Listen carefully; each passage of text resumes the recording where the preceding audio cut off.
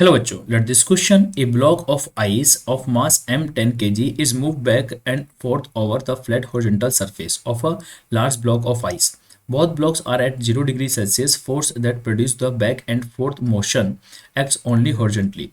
The coefficient of friction between the two surfaces is 0.06. Mass is 15.2 gram of water is produced. The total distance traveled by the upper block and related to the lower surface is beta. आइए हमें इस question में solution करना है बेटा। यहाँ पे एक ब्लॉक है जिसका आइस का एक ब्लॉक है बेटा, ये आइस का ब्लॉक हो गया और इस आइस ब्लॉक का जो मास है वो कितना है बेटा, 10 किलोग्राम इस आइस ब्लॉक का मास है। और ये किसी एक large move one for back and forth over the flat horizontal surface large block of ice पे मूव करता है बेटा। तो अगर ये बहुत बड़े सरफेस पे मूव कर रहा है बेटा, आगे पीछे जा रहा है बार बार, अगर लगातार मूव करता है और जिसकी सरफेस पे कोएफिशिएंट ऑफ फ्रिक्शन भी गिवन है बेटा, तो कोएफिशिएंट ऑफ फ्रिक्शन की वजह से बेटा क्या होने वाला है, यहाँ पे बर्डन होगा और उसकी वजह से हीट डेवलप होगी। तो हीट को ये क्या कर लेगा, गेन करेगा और हीट को गेन करके ये आइस क्या हो जाएगी बेटा, मेल्ट हो जाएगी। तो हीट गेन बाय आइस बेटा वो किसके बराबर होगा, यहाँ पे work done by friction force. जो work done by friction force होगा तो work done by friction force, तो फ्रिक्शन फोर्स की वजह से जो वर्क डन होने वाला है और हीट गेन बाय आइस के बराबर होगा बेटा।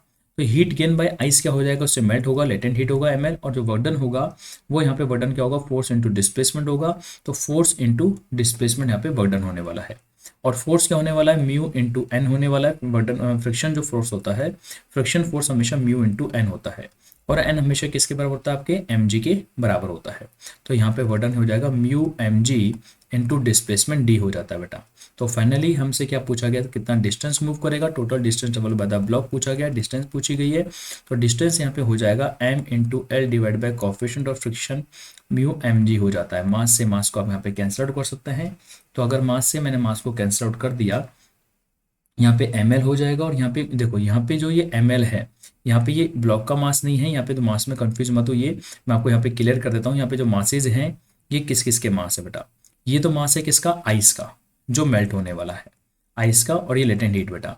और यहाँ पे कोएफिशिएंट ऑफ फ्रिक्शन है और यहाँ पे small mass into specific capacity है बेटा।